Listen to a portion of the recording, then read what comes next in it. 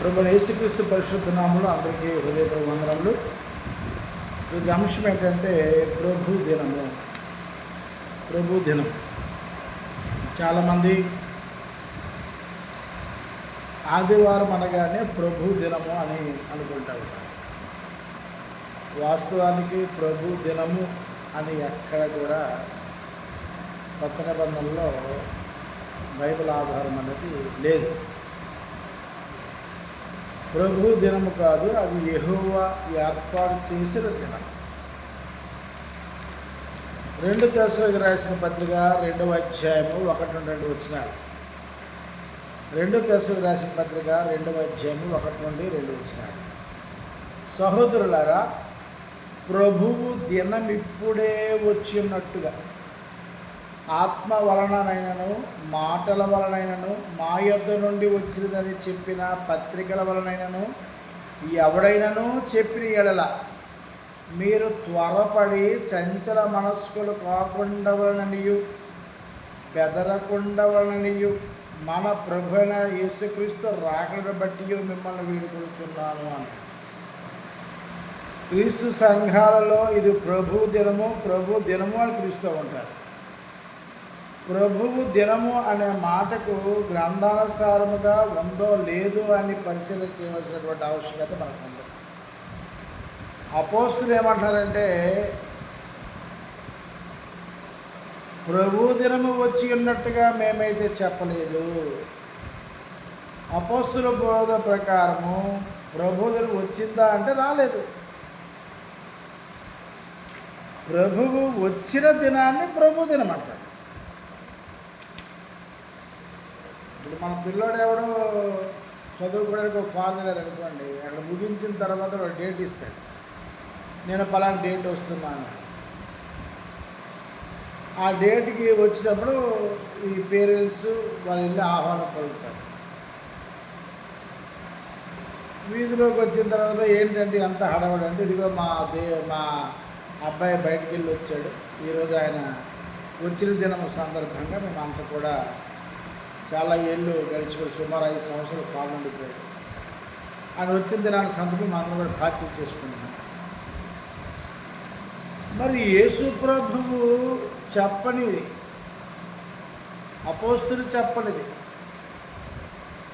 ప్రవక్తలు చెప్పనిది ఆదివారము ప్రభు దినమని ఎలా బోధిస్తున్నారు? మీరు ఎలా చెప్తున్నారు? మళ్ళీ ఏమంటారంటే, ఇదిగో యేసు ప్రభు వారు మరి ఆదివారమున పునరుద్ధరణ లేచాడు కదా, అందుకే ఆయన దినము ప్రభు దినము అన్నారు. కాదు. ప్రభు దినము అంటే ఆయన పునరుద్ధానమైనటువంటి దినం కాదు. ఆయన సిలువలో క్షమించాడు, ఆయన సమాధిలో నుండి బయటికి వచ్చాడు ఆ దినమున. ఎందుకు వచ్చాడో అది వేరే టాపిక్ తర్వాత. బయటకు వచ్చినప్పుడు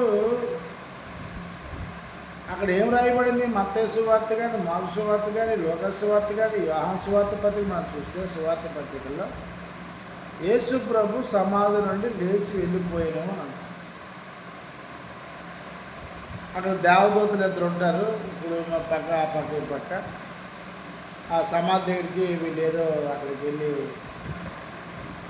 ఏదో సుగంధాలు తీసుకెళ్తారు. అక్కడ చూస్తే వాళ్ళు చెప్తారు, ఇక్కడ లేడు, ఆయన లేచి వెళ్ళిపోయాడు. కానీ ప్రభు దినం అని వాళ్ళు చెప్పలేదు. ప్రభు దినం అని చెప్పలేదు. కాబట్టి ఈరోజు చాలామంది ఆదివారం ప్రభు దినం అన్నారు. కాదు, అది యెహోవా ఏర్పాటు చేసింది. ఎందుకు ఏర్పాటు చేశాడంటే, తండ్రి అయిన దేవునికి తన కుమారుడు యేసుక్రీస్తు ద్వారా పరమందున దేవునికి యేసుక్రీస్తు ద్వారా స్తుతులు అర్పించాలి, ఆయన మహింపరచడానికి, ఘనపరచడానికి, దేవుని యొక్క ఔన్నత్యాన్ని గుర్తు చేయడానికి. ఆయన ద్వారా ఏదైతే క్రీస్తు ద్వారా దేవుడు మాట్లాడాడో ఆ విషయాలు సంఘంలో స్థానిక బోధకుడు అవ్వచ్చు, సువార్తికుడు అవ్వచ్చు, టీచర్ అవ్వచ్చు, ప్రీచర్ అవ్వచ్చు, ఆ సత్యవాక్యాన్ని విని అక్కడ వచ్చినటువంటి దేవుడి విశ్వాసులు, దేవుని పిల్లలు తమ బతుకులు జీవితం మార్చుకోవడానికి తండ్రి అయిన దేవుడు అనాదిలోనే ఏర్పాటు చేసిన దినం అది. అపోస్తులు ఆదివారం దినమున కూడుకున్నారు, కానీ అది ప్రభు దినం కాదు. ప్రభు దినం అంటే ఆయన వచ్చే దినాన్ని ప్రభు దినం. ఆయనకి రాలేదు, త్వరగా వస్తాడు. వెయిట్ చేయాలి. ఆయన వచ్చుచున్నాడు అని చెప్పాడు, కానీ ఆయన ఎప్పుడు వస్తాడు అనేది, ఎలా వస్తాడని గ్రంథం చెప్పింది, కానీ ఎప్పుడు వస్తాడని డిక్లేర్ చేయలేదు. కాబట్టి ప్రభు దినమని ఈరోజు చాలామంది క్రీస్తు విరోధులు, ఇదిగో దేవుడు నాతో మాట్లాడాడు, 2012 వచ్చేస్తున్నాడు అన్న, 2012 వచ్చేస్తున్నాడు, యుగాంతం వచ్చేస్తున్నాడు. మొన్న ఇంకో వ్యక్తి ఏమన్నాడంటే, ఇదిగో 2022 వచ్చేస్తున్నాడు అని ఇంకొక వ్యక్తి, 2019 వచ్చేస్తున్నాడు. నో దొంగ వలే వస్తాడని అలంకరణగా చెప్పడం, అకస్మాత్తుగా వస్తాడు, ఎవరికి చెప్పకుండా వస్తాయి. మొదటి దశకు రాసిన పత్రిక 5వ అధ్యాయము 1-7 కూడా చదివితే, సహోదరుల ఆ కాలములను గూర్చియు ఆ సమయములను గూర్చియు మీకు రాయనక్కర్లేదు.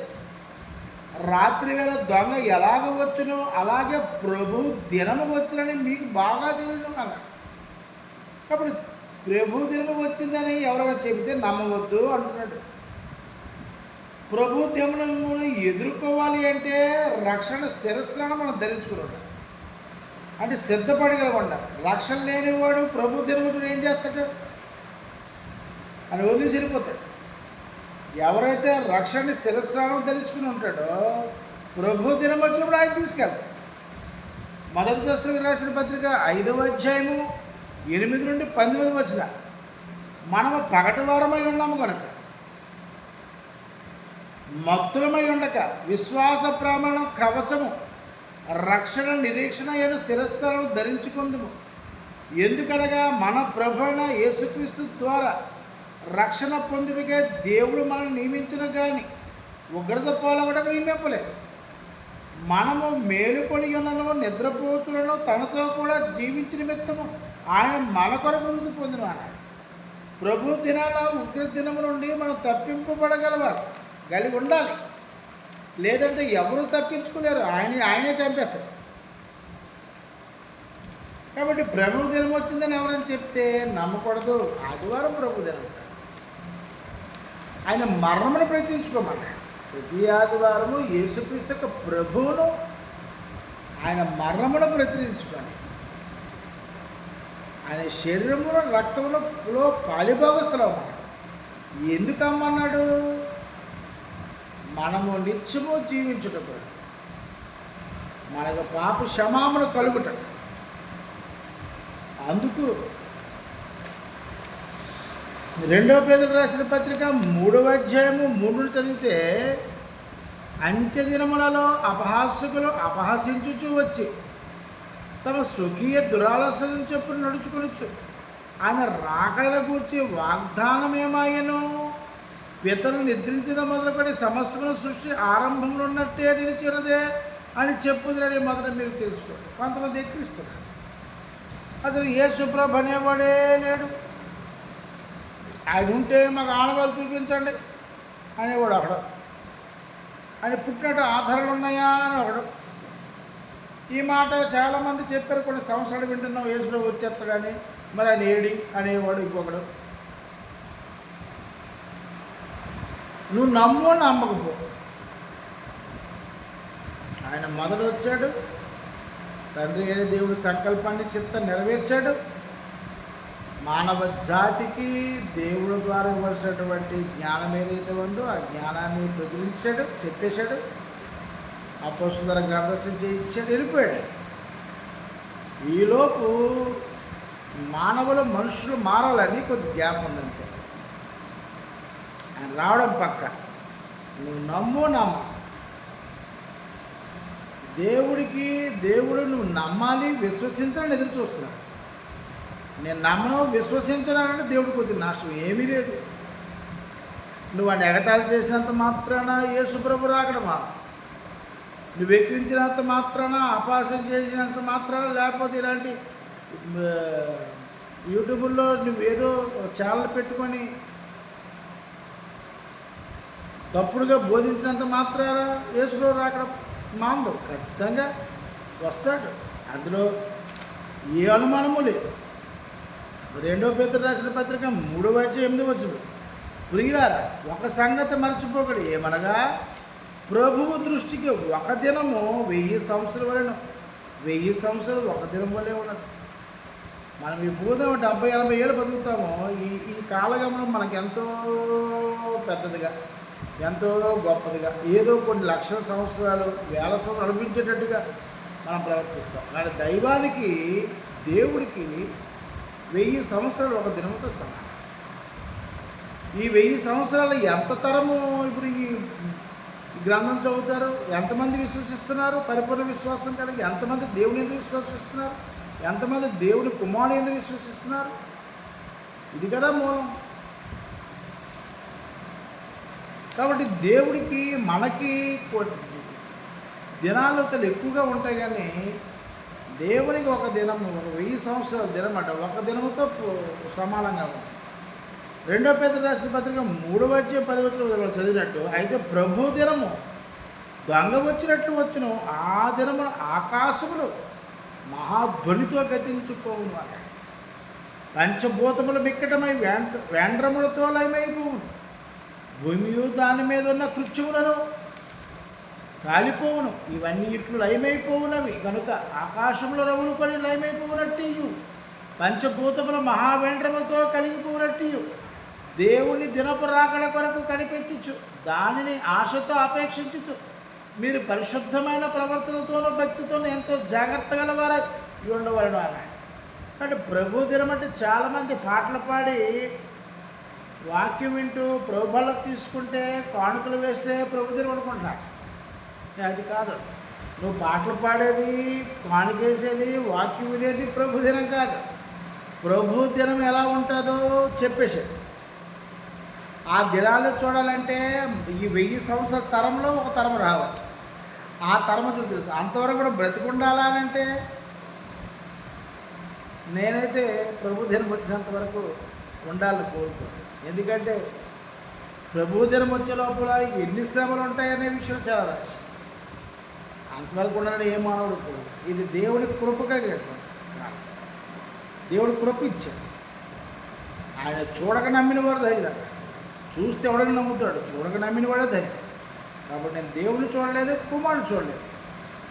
కానీ చూడకపోయినా సరే వారు ఉన్నారు అని నమ్మిన విశ్వాసమే సరే.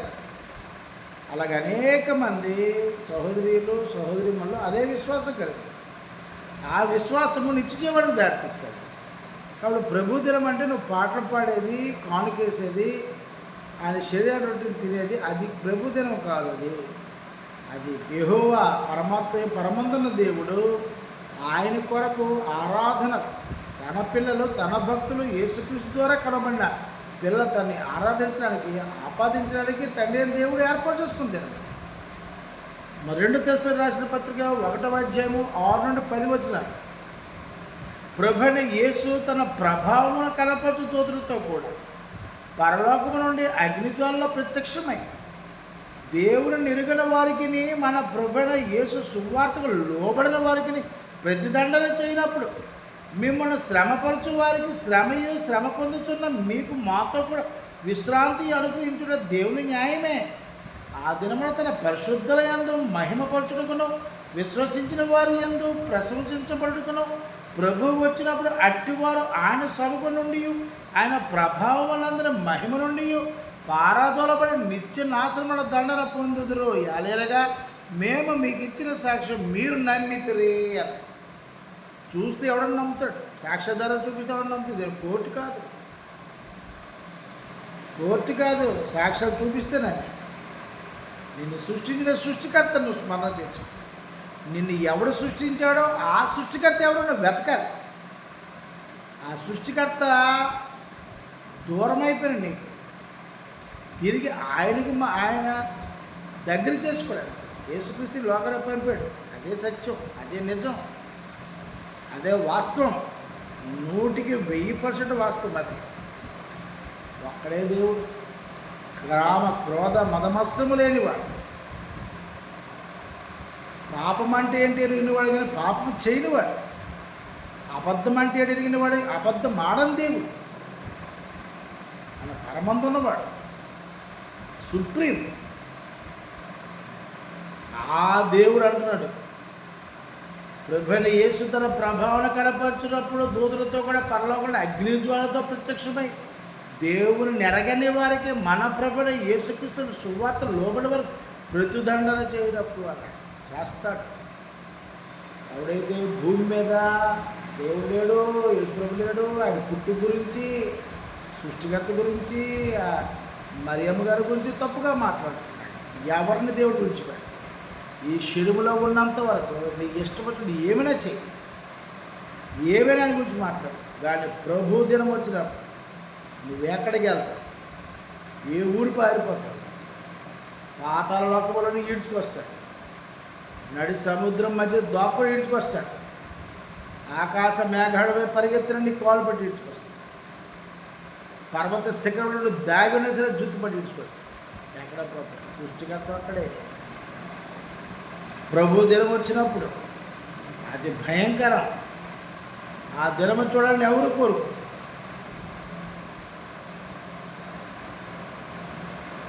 హెబ్రీయులు రాసిన పత్రిక 6:1-2 వచ్చింది. కాబట్టి నిర్జీవకులు విడిచి మారు మనసు పొందుటయు, దేవుని యందు విశ్వాసమును బాప్తీసములను కూర్చున్న బోధయు, హస్త నిక్షేపణను, మృతుల పునరుద్ధానమును, నిత్యమైన తీర్పును అను పునాది మరలా వేయక, క్రీస్తుని కూర్చున్న మూలోపదేశం మాని సంపూర్ణమొకటం సాగిపోదాము. యేసుక్రీస్తు ఎక్కువ డిస్కషన్ చేయకు. ఆయన గురించి మూలపాఠాలు, మూలోపదేశాలు తెలుసుకోవలసిన అవసరం లేదు. ఆయన గురించి బ్లేమ్ చేయవలసిన అవసరం లేదు. ఆయన పరిశుద్ధుడు. తండ్రి అని దేవుని చేత పరిశుద్ధాత్మ మరి గర్భంలో చేర్చబడ్డు.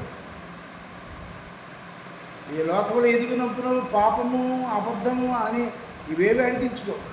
నీతిగా బ్రతికిరు. దైవం యొక్క సందేశాన్ని ఉన్నట్టుగా సమస్త ప్రజలకు నేర్పినటువంటి దైవ శక్తిని మానవ జాతి మధ్య చూపించినవాడు. దేవుడు రాజ్యం ఉంది, ఆ రాజ్యానికి మీరు అందరూ వారసులు అవ్వటకు దేవుడు మిమ్మల్ని కన్నాడు, సృష్టించాడని చెప్పిన వాడు ప్రభు.